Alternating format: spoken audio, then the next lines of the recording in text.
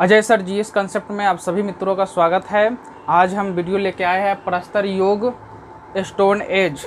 ठीक है, इसमें से प्रश्न पूछे जाते हैं अक्सर एग्जाम में, एक दो प्रश्न आते हैं, तो इसे हम भली भांति हम देखेंगे, अच्छी तरह करेंगे। कल जो वीडियो हमारा आया था वो भारतीय प्राचीन इतिहास के स्रोत के बारे में, जिसमें हम लोगों ने देखा था धार्मिक स्रोत क्या था, पुरातात्विक स्रोत क्या था, धर्म से साहित्य से क्या था, विदेशी लोग जो आए थे वो क्या स्रोत थे। अपने विभिन्न पुस्तकों के माध्यम से हम लोगों ने भारतीय इतिहास के स्रोत को पढ़ने का काम किया था। ठीक है, तो आज देख रहे हैं प्रस्तर युग स्टोन एज के बारे में। ठीक है, तो मानवों का एक ऐसा काल रहा जिसमें प्रागैतिहासिक काल, जिसे प्रागैतिहासिक काल कहते हैं। प्रागैतिहासिक काल वैसे काल को कहते हैं जिसमें हमें कोई लिखित साक्ष्य प्राप्त नहीं है। इसे पुरातात्विक स्रोतों के आधार पे हम पता करते हैं कि मानव किस तरह का जीवन व्यतीत करते रहे होंगे, किस तरह का जीवन जीते रहे होंगे।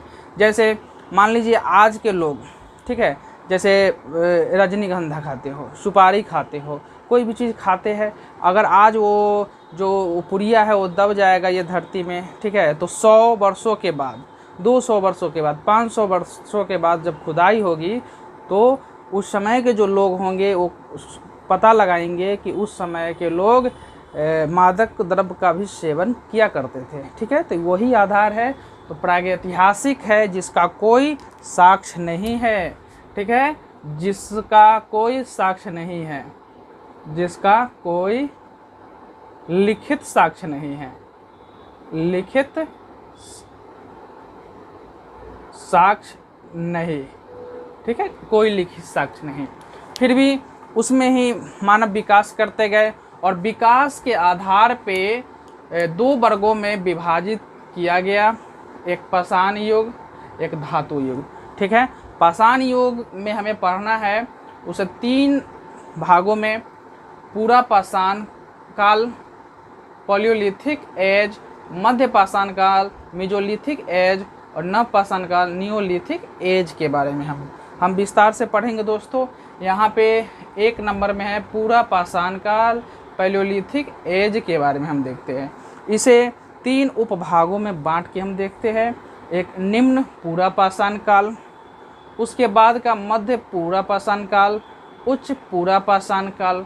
तो निम्न मतलब बहुत पहले का, 5 लाख ईसा पूर्व से 50,000 ईसा पूर्व तक के काल को निम्न पूरा पाषाण काल कहते हैं, और 50,000 ईसा पूर्व से 40,000 ईसा पूर्व के काल को मध्य पूरा पाषाण काल कहते हैं, और उच्च पूरा पाषाण काल 40,000 से 10,000 ईसा पूर्व को कहते हैं। ठीक है, तो ये निम्न, मध्य और उच्च पूरा पाषाण काल को हमने डिवाइड कर दिया, सब डिवीजन कर दिया। ठीक है दोस्तों, अब हम बारी बारी से देखेंगे इसमें पूरा पाषाण काल। निम्न मतलब निम्न पाषाण काल, ठीक है, निम्न पाषाण काल।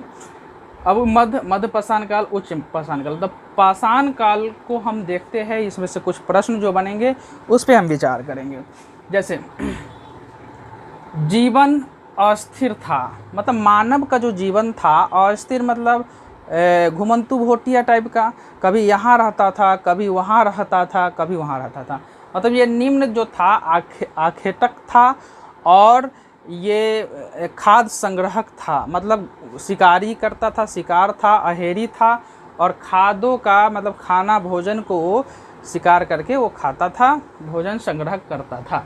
ठीक है, अग्नि का, उसी समय अग्नि का उत्पत्ति जैसे रहा होगा, आदि मानव लोग सब बैठे रहे होंगे और वहाँ पर अचानक पत्थर गिरा होगा, जिससे क्या कहते हैं देहाती लुत्ती निकला होगा, जिससे पता लगा होगा कि ये क्या चीज़ है, तो आग का आविष्कार हो गया होगा उस समय। तो अग्नि का आविष्कार जो उस पता जो है वो निम्न पाषाण काल में ही लगा। शिकारी लोग करते थे उस समय मानव। कुल्हाड़ी और बिदारनी खंडक, ये क्या थे, बिदारनी मतलब नोचने वाला, ठीक है, काटने वाला, कुल्हाड़ी से काटा जाता था। अब प्रमुख जगह जो है जहाँ से हमें ये साक्ष्य प्राप्त हुआ है, किसका, निम्न पाषाण काल का जो साक्ष्य प्राप्त हुआ है वो जगह है थार राजस्थान, भीमबेटका गुफा जो मध्य प्रदेश में है, भीमबेटका गुफा एमपी में है, ठीक है दोस्तों।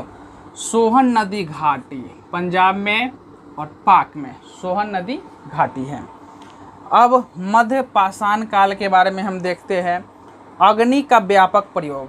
अब अग्नि का पता चल गया, उसका व्यापक प्रयोग हो। पहले लोग क्या थे कि कच्चे मांस को खाते थे, और उसके बाद क्या है कि लोग को स्वाद मिलने लगा, पका पका के खाने लगे, तो अग्नि का प्रयोग व्यापक रूप से होने लगा। पका के लोग खाता था, ठीक है। वो कंद मूल लाते थे, शिकार करके लाता था, उसको खाता था, ठीक है ना, जानवरों का शिकार करके। तो अग्नि का व्यापक प्रयोग होने लगा मध्य पाषाण काल में, ठीक है। अब फलक संस्कृति। अब ये फलक संस्कृति क्या, तो इस मध्य पाषाण काल को फलक संस्कृति भी कहा जाने लगा। इसमें क्या है कि पत्थर का ज़्यादा प्रयोग होने लगा। छोटे छोटे गोले पत्थर का औजार बनाया जाने लगा, फलक बैठने का पीढ़ा वगैरह बनाने लगा, ठीक है। लोग मतलब अपने सहूलियत के अनुसार से फलक अपना काम होने लगा, तो वो संस्कृति है। जैसे आज अगर किसी भी तरह का कल्चर डेवलप होता है, तो हम नहीं कहते कि कल्चर एक नया कल्चर आ गया है, ठीक है। तो उस समय फलक संस्कृति मतलब पत्थर के सामान बनने शुरू हो गए थे, ठीक है, अत्यधिक मात्रा में। अब पत्थर से वस्तु का बनाने लगा। बेधनी, फलक, छेदनी, खुरचनी। छेदनी जो पत्थर को, एक लोहे का होता है पतला सा, जो पत्थर को खुरच के उसको विभिन्न आकार दिया जाता था, ठीक है दोस्तों, ये छेदनी। अब उच्च आधुनिक मानव, ठीक है। तो उच्च पूरा पाषाण काल में क्या है कि आधुनिक मानव होमो सैपियंस का उदय हुआ। इसमें थोड़ा सा ज्ञानवान होने लगे मानव, ठीक है। आधुनिक मानव का सबसे पुरानी चित्रकार, ठीक है, तो भीमबेटका गुफा में मिलता है। सबसे पुरानी चित्रकारी का नमूना भीमबेटका जो मध्य प्रदेश में है, किस में, तो उच्च पूरा पाषाण काल में मिलता है। ये इम्पोर्टेंट है, पूछा जाएगा प्रश्न कि सबसे पुरानी चित्रकला का उदाहरण कहाँ मिलता है, तो भीमबेटका में। और किस काल से संबंधित है, तो उच्च पूरा पाषाण काल से संबंधित है, ठीक है। अब दूसरा पे आता है, जैसे यहाँ मेसोलिथिक, यहाँ वो छूट गया है, मेसोलिथिक तो मध्य पाषाण काल।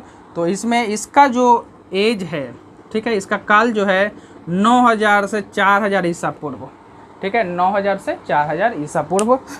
आदमगढ़, इसका सोर्स आदमगढ़ से मिला और बागौर से मिला। पशुपालन के प्राचीनतम सोर्स मिला, साक्ष्य मिला, ठीक है। तो ये भी पूछा जाता है कि प्राचीनतम पशुपालन सबसे पहले सोर्स जो उसका था कहाँ से प्राप्त हुआ, तो आदमगढ़ मध्य प्रदेश, बागौर राजस्थान से। इम्पोर्टेंट है, पशुपालन के प्राचीनतम स्रोत कहाँ से प्राप्त हुए, तो आदमगढ़ और बागौर से पशुपालन के स्रोत प्राप्त हुए, ठीक है। सूक्ष्म पाषाण फलक का उदय, इसमें छोटा छोटा फलक का प्रयोग होने लगा, ठीक है। इसमें अब साक्ष्य भीमबेटका से, पायसरा मुंगेर से। एकमात्र ये जगह है मध्य पाषाण काल का जो पायसरा मुंगेर, मतलब ये पूछा जा सकता है बिहार स्पेशल में कि मध्यकाल का जो साक्ष्य है, मध्य पूरा पाषाण काल का साक्ष्य है बिहार में कहाँ से मिला, तो पायसरा मुंगेर से मिला, ये बिहार में स्थान है, ठीक है। अब नव पाषाण काल, न्योलिथिक एज, 7000 से 2500 ईसा पूर्व, ठीक है, 7000 से। अब यहाँ पे देखिएगा, यहाँ 9 से 4 है, तो 7 से कैसे, तो 9000 से 7000 के बीच ही कुछ नव पाषाण काल का आने लगा, उस तरह से आहट दिखने लगा, तो इसीलिए 7000 के से 2.5 के मतलब 1000 है। अब खेती करना, इसमें मानव क्या है, खेती करना प्रारंभ कर दिया, खेती करने लगा, ठीक है, उत्पादक बन गया, ठीक है, खाद्य उत्पादक बन गया। पहले शिकारी था, अब उत्पादक हो गया, अब पॉलिशदार पत्थर का औजार बनाने लगा, हड्डियों की औजार बनाने लगा, ठीक है। अब मेहरगढ़ जो पाकिस्तान बलूचिस्तान में है, गेहूं जौ के साक्ष्य, प्राचीनतम साक्ष्य मिले गेहूं जौ का मेहरगढ़ से, बलूचिस्तान पाकिस्तान से। भेड़ बकरी पालन का भी वहीं से साक्ष्य मिला, ठीक है। कोलडिहबा, विश्व में चावल उत्पादन का प्राचीनतम सोर्स। तो ये दोनों बहुत ही इम्पोर्टेंट है, मेहरगढ़ पाक बलूचिस्तान, गेहूं जौ भेड़ बकरी पालन का साक्ष्य मिला मेहरगढ़ से। कोलडिहबा उत्तर प्रदेश से, विश्व में चावल उत्पादन का प्राचीनतम स्रोत मिला, ठीक है। बुर्जहोम जो कश्मीर में है, यहाँ कब्र में मालिक के शव के साथ कुत्ता के शव को भी दर्शाया गया है, दफनाया गया, सॉरी।